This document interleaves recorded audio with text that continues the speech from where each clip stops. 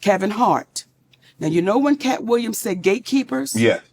Kevin Hart, I do his podcast. Yes. And I want y'all to re-listen to the podcast so you can hear it for yourself. When he first comes on, he says, you're like my mother, you're like my aunt, you're like my sister.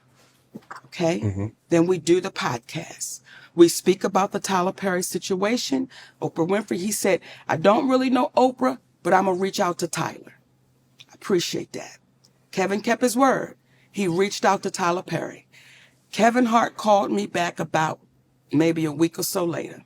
He said, Mo, I talked to Tyler. He said he don't want to revisit it. He said, but I tell you what, let's move past that, Mo. Let's just move past that and let's just do great things. So whatever That's what Kevin said. I want you to hear me, Kevin Hart.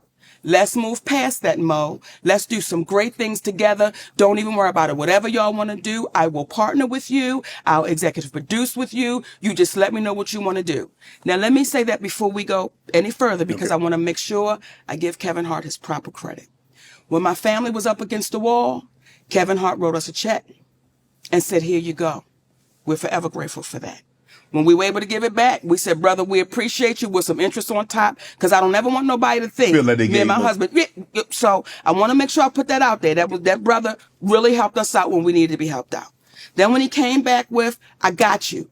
I didn't ask Kevin Hart to do anything. He said, I'll executive produce. I'll partner with you. I said, good shit, Kevin, because we're in a deal with Endemol. And we're trying to get our talk show back. Mo, whatever it is, I got you.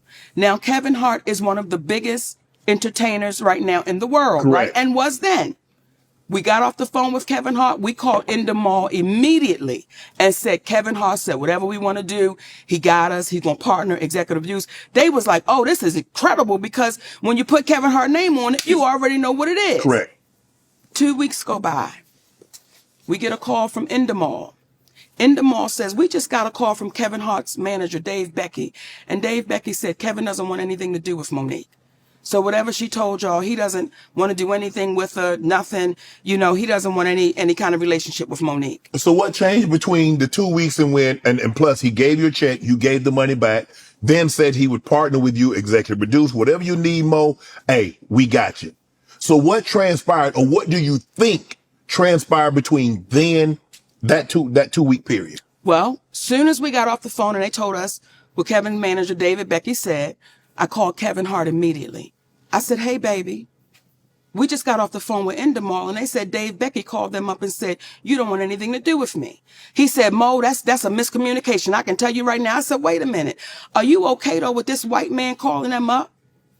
Getting in between our relationship after something you said. He said, Mo, that's a miscommunication, and we're going to talk Tuesday. Don't worry about it. I'm telling you right now, it's a miscommunication. That was 2 years ago. If you talk to him, I talk to him. I've never talked back to Kevin Hart again. So that's what we're faced with. When you allow somebody to come in between a relationship with a woman that you said, I'm like your mother. You said I'm like these things. I didn't ask you for that. So everything that baby was saying sitting here, everything he was saying was on the up and up, because when you hear people say, get the anger out your heart. Oh, man, no one's saying he's lying. No one ever said I was lying.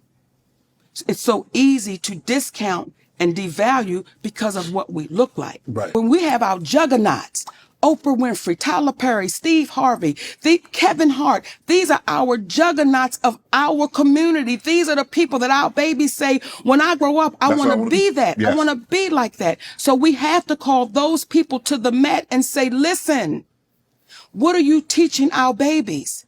You're feeding poison because you're showing them your private jet. I'm going to show you my mansion. I'm going to show you my fancy cars. But my character is shot and I'm bankrupt.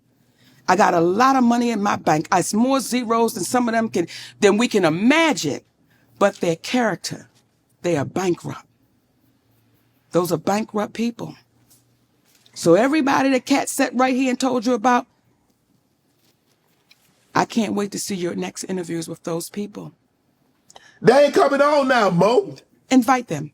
I have. They not going to do it? Well, look, I've already done Steve. I have a relationship with Steve. Do him again. Do him again. And I'm going to say this. I'm trying to get Oprah and Tyler though. Baby, we got him. Y'all, come on, stop playing. They ain't coming on more thanks to you. You know how, and I don't want to put you on a spot, but I'm going to say it because I appreciate you as a black man and what you're doing. Thank you. If you are my friend and someone says to me, Monique, Shannon Sharp wronged me, and you my friend, Yeah. I'm going to call my friend. You gonna come to me. And I'm going to say, hey, is what they saying true? And if you get to hemming and hawing, I'm going to tell you, till you fix it, you and I can't talk. Because if you'll do them that way, it'll be a matter of time before you do it to me. So if Steve Harvey is your friend, you call your friend up and you ask him, is what our sister saying right, man? Because if it is, we can't do that to her. If that's our sister.